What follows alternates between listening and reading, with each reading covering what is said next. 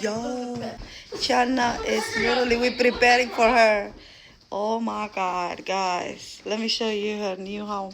This is what we did for her. We put a water here for her. This is her little home that we made. We put a blanket on there. Make this box.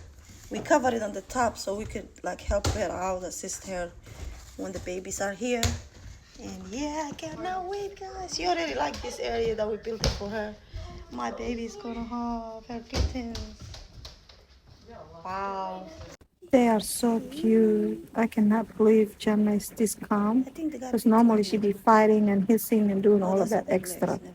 But now all of a sudden, when she became a mom, she changed. And she's a sweetheart.